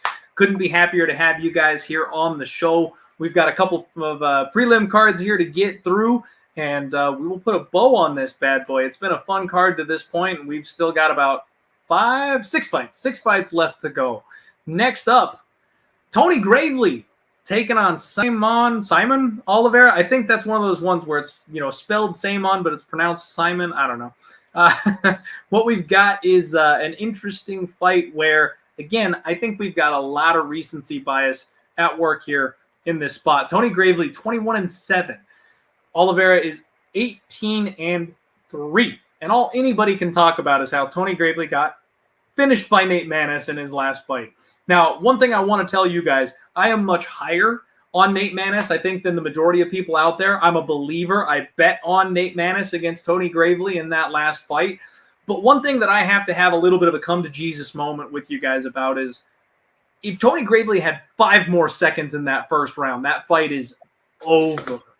Nate Maness took one hell of a shot, and I don't know how he recovered as quickly as he did. He was able to turn the tables on Tony. I expected the whole fight to be the way round 2 was. So the fact that Tony came out and performed the way that he did, we can see this kid is improving. He's a little tank. He's explosive. He hits hard. His striking is looking better. And he's another one of these guys that can wrestle his ass off. If he wants to make it a grinding, boring fight, he absolutely can. Now, Oliveira, again, Dana White Contender Series debut. There's a lot of those here on this one. He's a very classic Muay Thai striker. He stands very tall. He walks forward. He fires front teep kicks to the body. He likes to attack the legs. He keeps his hands. That guard is up high, and he throws spinning shit at every opportunity. The spinning elbows, it goes for the spinning kicks, all kinds of stuff, spinning back fist. He relies on his chin, and he is very hittable, you guys. I think this is a perfect bounce-back opportunity for Tony Gravely. This closes out my parlay with Rodolfo Vieira. I'm very excited about this spot for Tony because I think not only if he wants to, he can probably pound this kid's face in on the feet, just landing a couple big power shots when he goes for something and leaves himself open. But more so than that, he's got to grapple. If Tony Gravely decides to wrestle in this fight, it's over. This guy will throw a teep or a leg kick. If Tony can catch one and put him on his ass, that's just it. That's a wrap. I don't see him getting back up. So this is a spot where I think a lot of people are looking to go back to the well and fade Tony after they misjudged Nate Maness, when I think it's the opposite. I think you need to zig instead of zagging and back Tony Gravely in a spot where I think he's got a great matchup. Talk to me, you guys. How do you see this one playing out? Well, I mean, like, it kind of scares me when you look at Gravely and he's this big of a favorite and he's taking on Oliveira, who's got the looks of Thomas Almeida and a Muay Thai stance, but most of his wins are by submission. And I mean, the weird thing is, like, you go through and you look at his fights, like, let's go to the one that got him on Contender Series against Wataru Mimimura. Mimimura just decides, you know what? We're going to have a good time. Like one of those Pete Rodriguez fights that he gets a flying knee. Mimimura just runs across the cage into a clinch where Oliveira gets his front choke and he's able to spin around and get it into a Dars and finish the fight. Like Oliveira is one of those guys that's really adept at when you're coming in and you're shooting, I'm not going to defend the takedown. I'm going to try and turn it into a submission. I'm going to pull guillotine. I'm going to try and get you into something and then I'll roll out of it. He's probably one of those guys that just drills Kimura sweeps like there's no tomorrow. Like that's just all we're doing in the gym getting ready for this fight. But you brought that point up, and I want to hammer it home because it's something that I have in my notes right here. Oliveira backs up oddly, and he does. He just kind of holds his hands up, holds his head right up here, and then just walks back. That doesn't work in the UFC. It might, but eventually Michael Bisping gets you. Or name your fighter, Jan Blachowicz gets you, and then you're taking pictures on Instagram, weirdly. Luke, stop it. But when I look at this fight, it really is just an oddball, and there you go. He gets it. Now you got to wear sweatpants and hold it. Anyway, but when I look at this fight, Simon Oliveira, I like what he brings in. He's another guy on this card, and we haven't talked about it. Dana White, he made a big point on his episode of Looking for a Fight. I never sign prospects that are 30 years of age with all this pro experience. Simon Oliveira, Valdéz, like you have guys and gals. Jasudavicius is over 30, all making their UFC debuts. So, again, we're a little robbed of talent. We need to sign whoever we can to fight. Oliveira is another one of those guys. Alde's a good fighter. They had a fun fight, you know, split decision, whatever. You have a split decision against Jose Alde, who I like. You're not beating Tony Gravely. You're just not.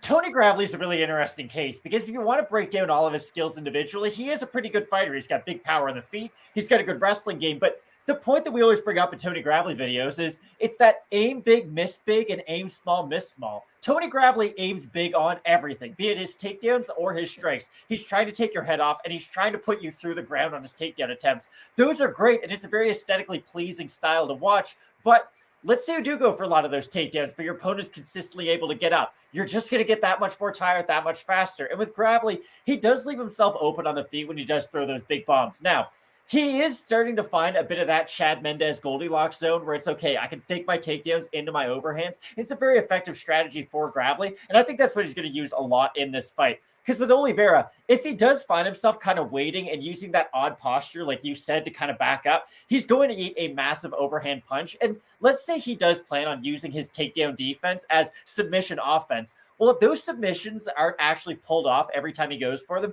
he's just giving up top position to a guy who has incredible ground and pound and really good top control. So stylistically, I like Tony Gravely a lot in this matchup. All right. We got the trifecta on this one. All three of us on Tony Gravely for this particular fight. Now, looking at the numbers for anybody curious, you know, since this is a betting show, I probably should be able to tell you what you got to get on this fight.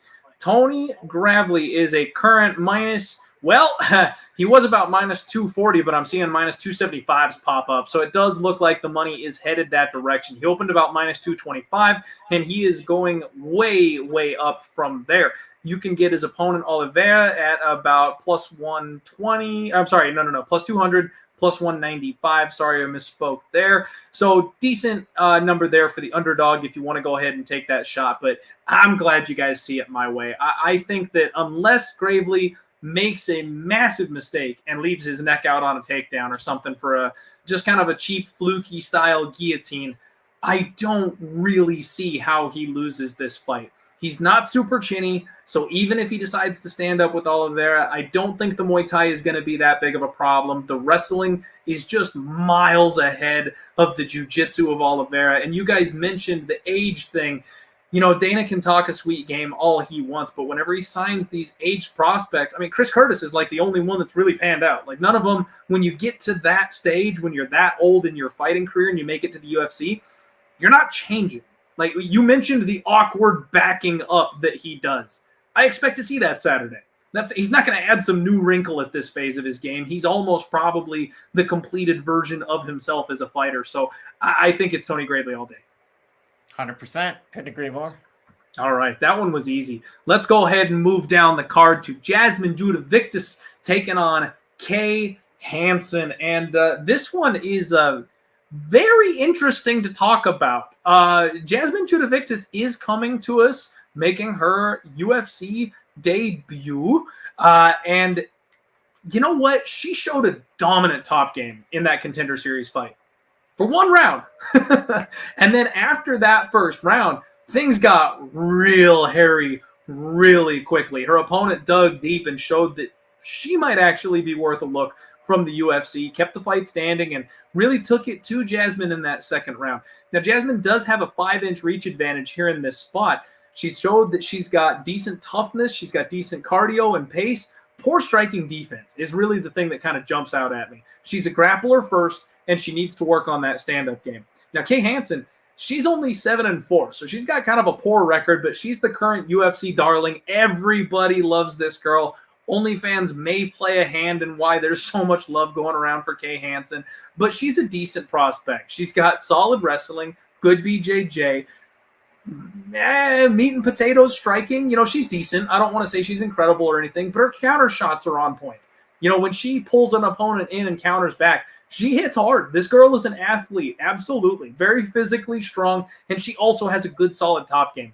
This is one where I can't, for the life of me, wrap my brain around Kay Hansen being a -250 favorite. But somehow that's where we're sitting. She's -250, -240. You can get +200, +210, somewhere out there on Jasmine Jasudavicius as the underdog. And I got to say, from a betting perspective, this has to be a dog or pass spot. But I also just can't get that second round of Jasmine Jasudavicius' Contender Series fight out of my head. I feel like Kay probably drops the first and then just takes over.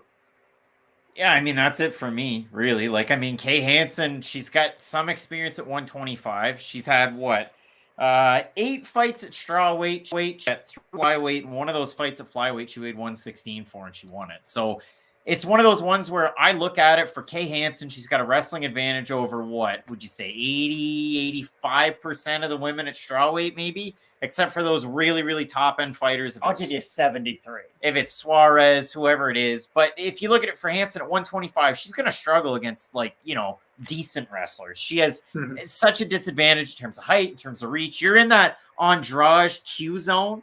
And unless she's got the power of Andrade, you're not making it up near the top. So it really is a tricky one. We've seen the test of Erin Blanchfield when they were both earlier on in the career. And she did lose that one. It was close, but she lost it. For Jasudavicius, though, I look at her fights, and cardio is an issue.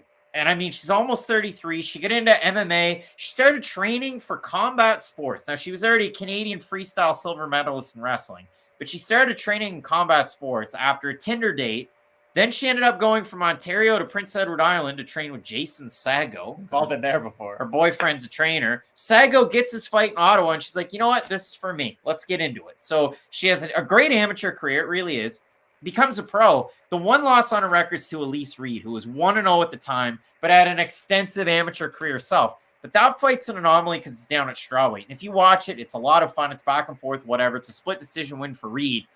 But the biggest problem I have in that fight, and then Jasmine's last fight, is cardio in both of them. And it's not just a 125 thing. It's not just a 115 thing. It's an everything. So I do like Jasmine as a fighter. I'm glad she's in the UFC because Clint, I'm sure between you, myself, Matt, and everybody that's listening, they probably already heard of her. She's all over the internet. Michael Fidel doing the damn thing, getting her promoted well. But overall, yeah, I mean, Her strikes are kind of wonky. Again, we've got some fighters on this card that close distance with their length. Michael Morales is a guy that reminds me of it. But I haven't seen any giant improvements since she became a pro. It's not a super refined technique. And I think against somebody like Kay Hansen, even with the disadvantage she's going to have coming back up, I guess you could say, to flyweight, really kind of getting into flyweight, I think Hansen's going to win this fight. But at minus 255, it does scare me. Everything points towards Kay Hansen in this matchup, but these are the red flags that I'm going to have to pull up.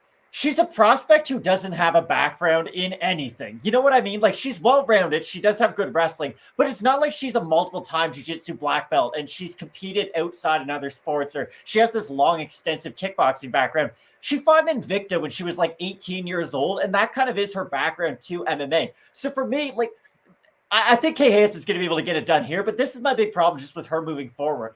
If you keep on giving her these underhand toss kind of opponents, these older prospects just coming in, making their UFC debuts, and if she keeps on beating them, we're just going to get another Stage North cut on her hands. And then the second they do get a tough opponent, they're going to get finished brutally. Like, the UFC is a lot weirder about building their stars than Bellator is, and I understand. Bellator, they don't need to have people with these pristine records on their prelims, and they can sort of take a flyer on a fighter that no one knows about and kind of play that chance and see if they do turn into something. With Hansen, it feels like it is kind of forced right now. Maybe I'm the only one who's feeling this, but even if she gets the win this weekend, I don't think she's going to be destined for the top 15, no matter what weight class she decides on. I think she has okay wrestling, but in a Kay Hansen fight, if she doesn't get a wrestling game going, there's no way for her to just consistently damage her opponent for 15 minutes. And this is the last X factor I'll throw in, because I'm going to pat myself on the back a little bit. I was hip to this a long time ago. Kay Hansen has scar tissue on her left eye that opens up every single fight. We saw in the Jin Fry fight. We've seen it in her fights in Invicta too. When she gets elbowed on that side, she has a susceptibility to getting cut open. So let's say Jasmine is able to hurt her early in this fight. Let's say she can open up that cut early. This isn't how judges are supposed to judge fights, but those early damaging strikes do play an effect later on. If she is able to open up that cut early on and then just sort of reopen it in the second and third round, I agree with you guys. Jasmine does have the worst cardio in this matchup, but if the image is Hansen's eye constantly getting cut open, the blood coming down her face, it's going to be hard for her to convincingly get a decision. Now, again, with all that being said, I think Hansen's the superior wrestler, and I think she does have the better lasting power, at least in a 15-minute fight, but I don't think she has this crazy high ceiling for a prospect. 1 of 4 boxing record.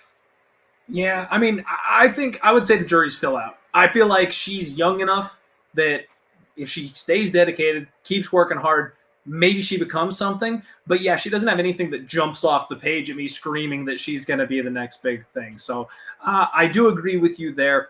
Guys, I think from a betting perspective, this kind of has to be a dog or pass, but I can't bet on somebody with that kind of sketchy level cardio. And I've got a weird feeling that maybe Kay Hansen is losing up until the final 2 minutes of the fight type of situation here, like one of those spots where, you know, with Jin Fry, she pulled off that late submission comeback win. Like, if Jasmine gasses out the way we've seen her do it before, Kay could absolutely get that late sub on her. And if I'm going to do anything, it's just going to be those sprinkles. Maybe Kay Hansen by submission, maybe Kay Hansen round 3, but I can't lay minus 250 on her. And God forbid, please nobody parlay this chick.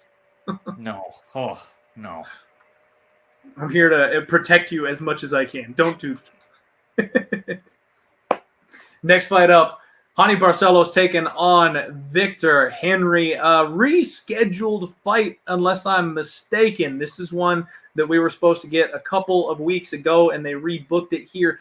We broke it down just a couple weeks back, so I don't have a ton more to add to this one. I put a note for myself that this is a pass and learn type of situation. Victor Henry, 21-5. Hani Barcelos is 16-2. He's maybe one of my favorite gatekeepers. Dude is just nasty, absolutely well-rounded, fantastic skill set, getting up there. He's getting older. I don't think we're ever going to see him get his hands on a belt or anything like that, but he'll be around for a long time, and kids will have a hard time getting by him towards the top. Victor Henry making his UFC debut. But you know what? There's actually a little bit of rumble around there. He's pretty popular, seems like it. He's a finisher. He likes to throw nice elbows, big clinch, weapons in the fight. He's got a split decision over Kyler Phillips, which is pretty impressive. So fighting evenly with a guy of that caliber, you got to give him a little bit of credit. We've got a big favorite line on Hani Barcelos. I think he's like minus 400 the last time I saw. So this is a spot where I don't want Raoni Barcelos, even though I do think that he wins this fight, I think this is the kind of opponent that can show up and catch you with your pants down. So I'm gonna pass on this one. I just want to take some notes and see where these guys go from here. That's it. Like Victor Henry's got the strength of schedule, but also he's 3 days younger than Raoni Barcelos. So if you think Raoni's old, Victor's also old and has tons of mileage. And not just like he's fought in Japan a ton. Like that's not a short flight. I mean, I guess for us from New Brunswick to Japan, it's a lot longer from California to Japan. The only thing that I'm really excited about in this fight is to get to see Josh Barnett in the corner with UFC colors on again. So that's it for me, really. Normally when there's someone making their UFC debut, they have at least one skill that you can point to where they have an advantage over their opponent. I don't think Victor Henry has anything that he has in his game that can really overwhelm Raoni Barcelos at any range of this fight, be it at long range, at kicking range, at boxing range, in the clinch, or on the ground. And normally when there is a big underdog, I'll try to say, oh, maybe they've got a chance. But I'll be honest, I think this is one of those cases where Raoni Barcelos has one of those y'all must have forgot performances. And I agree. He is a little bit older than you would like. Like, I've always said this about Raoni. If he was 29 right now, he'd be one of my favorite fighters in the UFC probably, because you would be able to figure it out, okay? Over the next 2 years, he can crack into the top 10. And then from there, it's just sort of strategic matchmaking from that point on. And he could probably get at least to a title eliminator. At this point, I doubt he has that in his future, but I think he blows the doors off Victor Henry. I really do. All right. I hear you guys. I don't have much on this one, if I'm being honest. Like I said, I think Raoni Barcelos wins, but I don't really want to parlay him at that odds, and I really don't want to risk any money on the dog here. There's not a lot to like on Victor Henry. He's older. Yeah, this is a complete pass for me. Fully expecting Raoni Barcelos to roll here, but not something I want to get involved in from a betting perspective. Fair enough. All right, we are working our way down the card, folks. Just the last couple of fights here to wrap this up. Vanessa Demopoulos taking on Silvana Gomez Juarez. Another fight that we broke down just a week or so ago where they were supposed to fight a little bit earlier. You know what? Silvana, she dropped her UFC debut against Lupi Godinez, somebody who we all are very impressed with. You know, Lupi is a solid fighter, a good prospect, going places. Vanessa, very aggressive.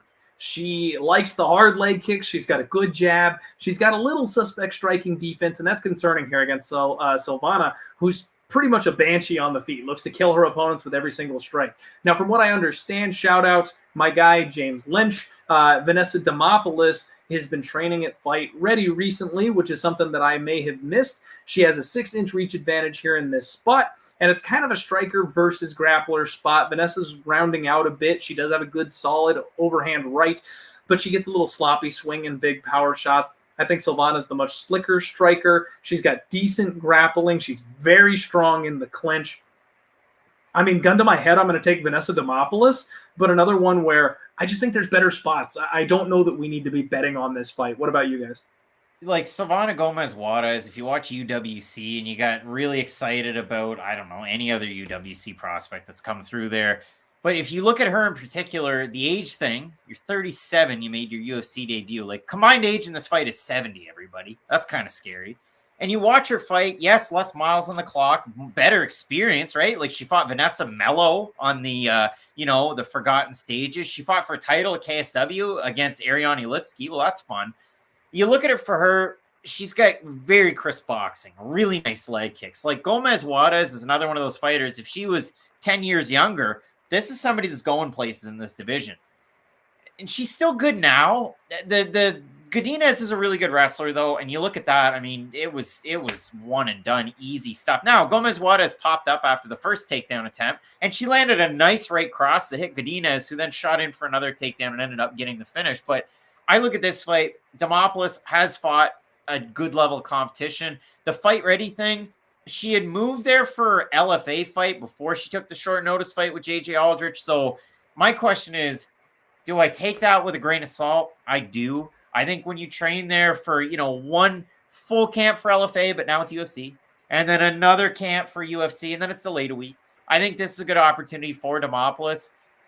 But, I mean, do I feel strongly about a -150 Vanessa Demopoulos? I don't feel strongly about any Vanessa Demopoulos. Demopoulos fights. We learned what happens in this matchup in 1993 at UFC 1 when a pure striker fights a pure grappler, and neither one has a lot of area in the other, because you might do that, but no one in this chat, no one watching this thinks that Gomez Juarez, can go out there and win a 15-minute grappling fight with Demopoulos, and no one thinks Demopoulos can go out there and outstrike Juarez for 15 minutes. She's going to need the takedown, and Juarez is going to need to defend the takedowns. And I really think it's as simple as that. I just go down to cardio, and I think Demopoulos is the slightly more relentless one with her pace. But I'm going to throw another red flag up. Like, I don't think the winner of this is some big prospect either. Like Craig said it, when you have two prospects whose combined age is 70, it kind of tells you where your expectations should be about both of their ceilings. Keep signing old fighters, Dana. It's like the NBA with replacement players. Like, I like watching Lance Stevenson do the air guitar too, but it was cool in 2013. Now it's just kind of sad. Load your team up with Louis Erickson's. Let's go. I love it. All right. You guys absolutely nailed that. Far better than anything I had to offer. Definitely some older prospects here, some mid to low tier prospects here. Not expecting a lot. Should probably be a fun fight. I mean, they both go for the kill. Probably going to be highly entertaining, but definitely one that you're just kind of rolling the dice on betting. Don't want to lay minus 150 on Vanessa. Don't really want to back Silvana as a dog. Complete pass here for me. Shout out my guy CS in the chat saying, hey, Clint, why are you guys so far away and not up close on split? Well, to answer your question, that's because we cut half our boys' face off when we do it that way. So we're formatting it this way so it looks a little prettier for us this week. Thank you for the question. What we've got is the last two fights of the night, and I don't know what happened for them to rearrange the fight card this way, because I expected this one to be higher up earlier when I made my notes, but I don't mind kicking the fight card off the way they've set this up. Our next fight up is Ilia Topuria, Georgia's favorite son, now that Giga has failed in his title hopes here, taking on the man who is single-handedly waving the flag for Team Canada, Charles Air Jourdain.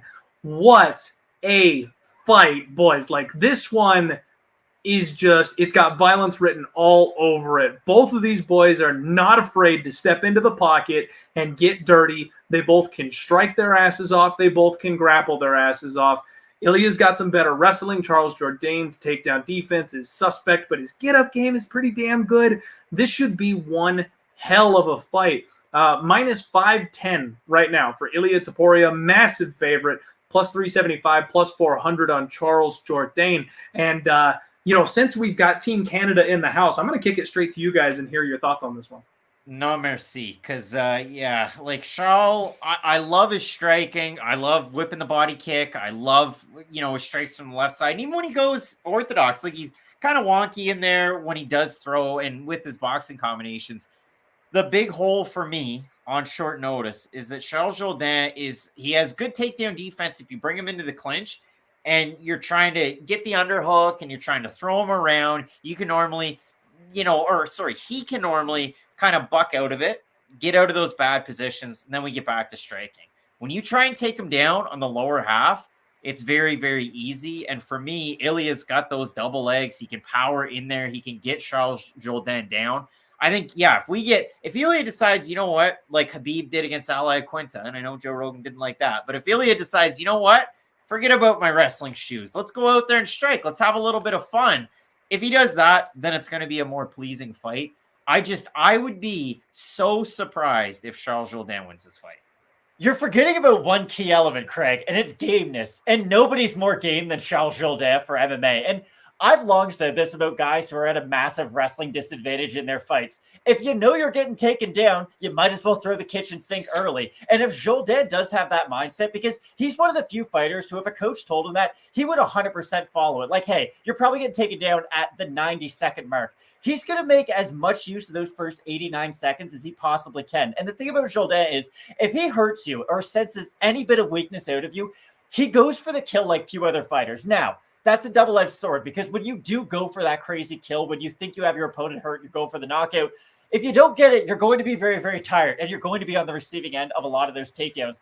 But in the back of my mind, I can see a world where Jourdain hits Topuria with a body kick, at least gets a backward step out of Topuria, and then that's when the fight gets interesting, because if Topuria doesn't constantly pressure Jourdain forward, then Jourdain will have the opportunity to land some of those kicks. And I know we just got done watching a primary boxer pressure a kickboxer, and he had great success with it with Cater over the weekend fighting Giga Chikadze, but I think Jourdain, he's got a few of those wonky, like, overhands, and he has shots that come from weird angles that I would be surprised if he did get an early finish against Topuria, similar to what we saw when Drew Dober fought Nasrat Haqparast. It was one of those quick engages. We both throw a couple strikes, and next thing you know, one guy's on the floor, the other guy wins by knockout. Now, the prediction is still overwhelmingly Ilia Topuria because of the wrestling, because of the grappling, and even if I do think that their stand-up is close or even comparable, well, Ilia is the much better grappler, be it offensively and defensively. So I think we are going to get somewhat of a fight of the night style fight for the first few minutes. But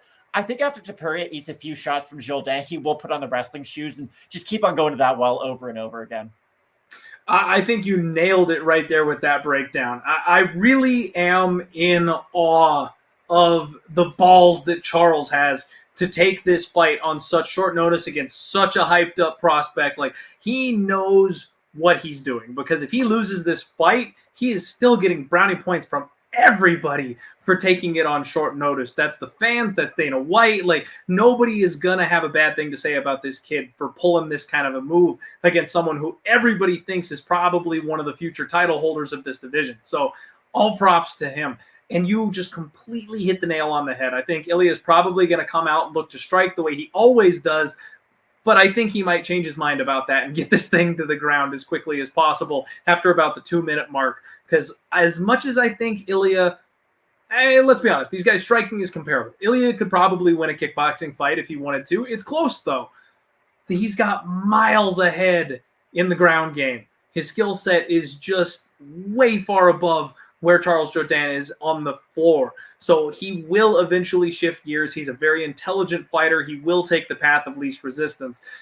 I'm glad you guys, weren't overly Team Canada biased on that one, and you understand, because, I didn't want to go back at the end here and be like, well, but he just takes him down. Charles, we love you, but yeah, it's not this weekend. Like, when you watch enough MMA, you don't really care about the wins and losses. You just care about whether or not the person's exciting. And I feel like Charles Jourdain kind of encapsulates that if you are a hardcore fan. Like, yeah, he wins, yeah, he loses, but it's always entertaining, and that's really all I care about. Absolutely. This kid is going to be a fan favorite and potentially a star as long as he's in the UFC. And let's not forget how young he is. He's got a lot of room to grow and improve. If I was him, I would be calling up Ben Askren. I would be getting wrestling lessons from like a pure grappler, being like, teach me how to stuff this takedown. And then, honestly, he could really turn into something. Yeah, couldn't agree more. All right, everybody, we made it. Last fight on the card for UFC 270. We've got Jack Della Mandalea taking on Pete Rodriguez. That was a mouthful. We've got Jack coming in, making his UFC debut after a very successful Dana White Contender Series showing. And he's taking on Pete Rodriguez, who is 4-0, very suspiciously 4-0, making his UFC debut, not coming off of Dana White's Contender Series, not coming off of The Ultimate Fighter. No, just 4-0, which doesn't happen anymore, which is sending alarm bells ringing in my head as to what the hell is going on here. Jack is a fighter who cost me some money. I bet against him on his Dana White Contender Series fight, and holy crap, I did not realize the heart that this kid has. He put on a show. He has vicious counter-striking, solid range control. He's a cardio machine, keeps an amazingly high pace, excellent grappling. Like, Jack's gonna be a problem, you guys. I think he has a very, very bright future in the UFC once he gets up here for us. Pete, though, Pete is 4-0 undefeated. He had a 7-2 amateur career to go ahead and back that up. So a little bit more experience than his record is kind of giving away. And a 100% KO rate.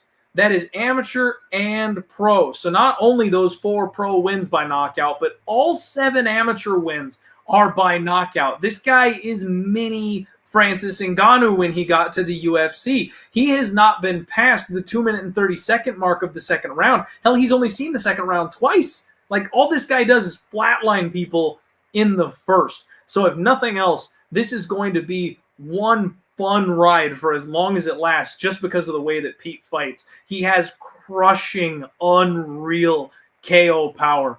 Jack right now is sitting about a -300 favorite. You can get +250 on Pete as the underdog. And I mean, I don't think I can bring myself to bet against Jack again, but +250 when the kid's got this kind of table turning power, that's puncher's chance price tag.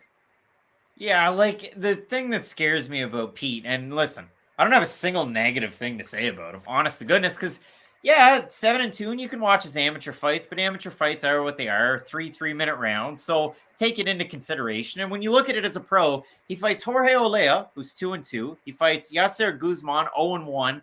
Jose Luis Rios, 1-0. Roberto Pixley, 5-1. All of Roberto's 5 wins were against debuting fighters, so take that for what it's worth. Again, and in that fight, like Pixley, if I'm not mistaken, he pulls guard early. Like, he just didn't really look like he was meant to be in there. And so when I look at it for Pete, he throws heat from the first second, and he puts everything into every punch. Now, if you look at that Pixley fight, again, what was it? It was right uppercut, and then he just kind of throws his left hand out there and hits Pixley, and he's down. Like, it's over. The flying knee that he has, he just runs across the cage like Ben Askren, like Jorge Masvidal to Ben Askren, and finishes his opponent. Like, this guy is a ball of energy. But technically, to break this one down, I don't have much to say. I've seen him knock guys out really early in fights. But on the flip side, Jack Della Maddalena has fought a decent level of competition. His last 2 fights were rematches. He finished both of those. And then on Contender Series, like you said, Ange Loso is a pretty good fighter. And in that fight, you see stance switches. You see when he's fighting from southpaw, I can flip that left hand and just cock it right out there. When I'm in orthodox, I can throw it as a hook. That's his best weapon, is his left hand. He's got head movement. He's got core movement. He moves very well side to side. He moves his feet well, like a dancer. Like, Jack Della Maddalena, to me, is a very impressive prospect. I see the ceiling as incredibly high on Jack Della Maddalena. And by incredibly high, I mean 15 to 20 right now. Like, he's going to struggle against really refined fighters in this division. But when I look at him and I look at Pete Rodriguez, like, Pete, you're just at the start. This is not the fight to give a guy like Pete Rodriguez, to me. It isn't, but he has a 50-50 chance to win pretty much any fight he's involved in. Like, you could put him up against Colby Covington. He's still going to have like a 20% chance of hitting him with that one shot, knocking him out. Now, of course, he wouldn't beat him, but I always go back to when we tried to predict Chaos Williams' first fight, just really his rise throughout the UFC.